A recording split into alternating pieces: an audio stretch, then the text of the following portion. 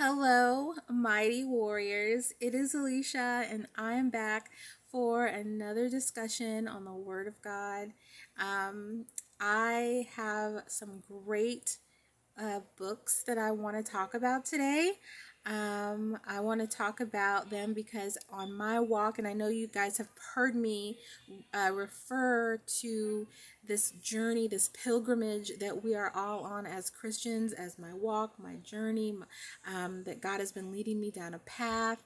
And that is what I want to talk about today because one of these books is an allegory about that exact experience, about what it is like to be a Christian pilgrim walking on this path, trying to get to the celestial city, to get to heaven where Jesus is. And that book is called The Pilgrim's Progress.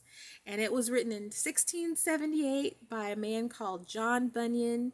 And I just watched the animation with my daughter yesterday, and she loved it. I loved it. It was so good. And there's also a lady on YouTube that reads through some of the different chapters. I really would recommend you guys check this one out. Even if you just watch the movie, it gives a wonderful illustration of what it is like to be a Christian on the path trying to get to that celestial city, all the things that you run into. There's the swamp of despondency, there's legality, there's the flatterer, which I when I saw the flatterer, I recognized that this is what I was dealing with right now. um, how pride is a snare, and how we often, because Jesus is doing things through us and around us and close to us, he's doing miracles. It can be easy for us to start to think that we are more than what we are, and how this can be a snare. And it was also a wonderful thing for me to have seen that yesterday, because today's devotional for me was about how Jesus took a lame man and made him walk, and how in that story the lame man doesn't speak at all, but his friends are the ones that have the faith to bring him to Jesus, and that it's Jesus that does the miracle. And I was that lame man. I was the person who, I didn't speak, but maybe God provided people in my life to pray and intercede for me, and then their faith brought me to them, and he did the miracle. And how I could not take credit for that.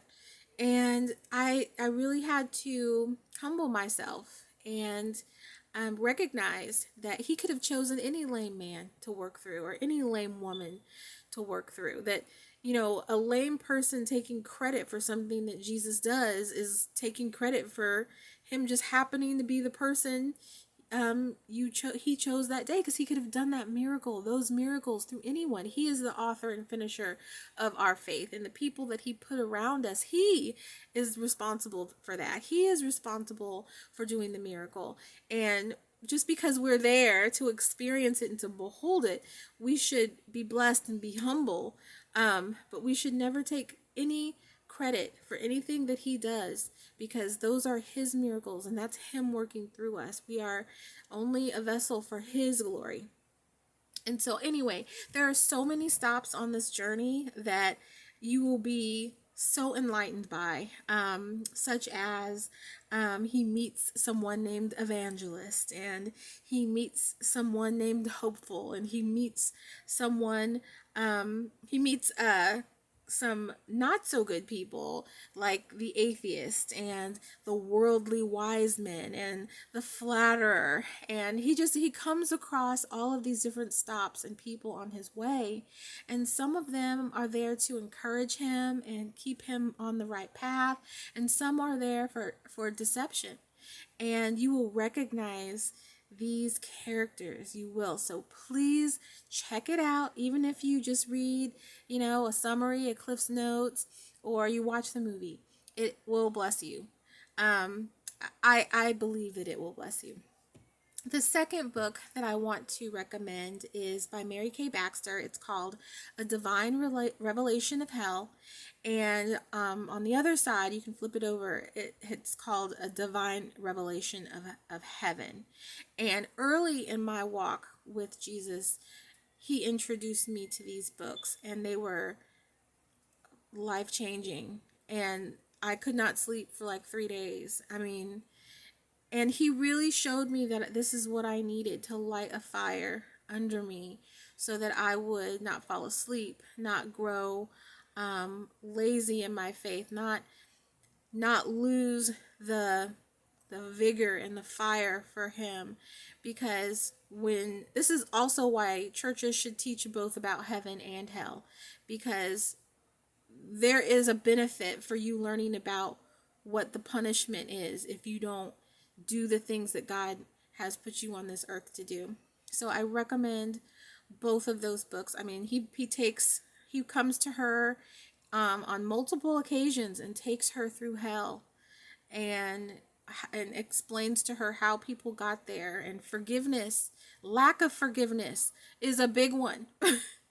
I mean, it's so good, and I just recommend it. I'm not going to tell you everything because it's been a while since I've read it, but I just remember it having a huge impact on me, and I was determined not to fall asleep, not to go back to being, lazy in my faith, and just kind of lukewarm. It made me want to be on fire for him, and it taught how in heaven there are rewards for you, spreading his name and doing the things that he wants you to do, and making his name known. So it's just a really good book, and I recommend it. It's an old book, but I recommend it. Mary Kay Baxter.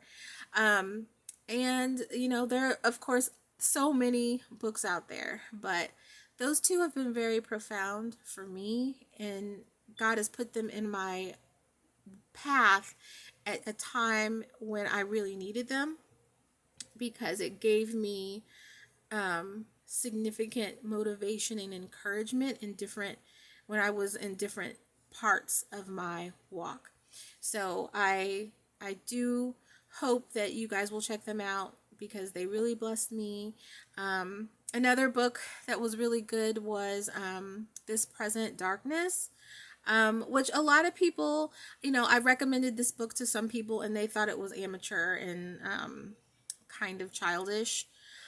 And if you can get past that, what's important about this book is not that the audience, because it's kind of written for a young audience, like a younger, like a teenage audience, but it's the methods by which the enemy is working that you need to be paying attention to in that book. How there are principalities, how these principalities create strongholds on different parts of society and territories, and that is the part of the book that you need to be paying attention to. The where the book is teaching you about how these networks are set up so that you can properly fight as a Christian in spiritual warfare. This book is about spiritual warfare and how to fight and how to be effective, and being able to see how the enemy sets up his strongholds and how he can work through people and deceive through people and organizations and different communities. It is a good book.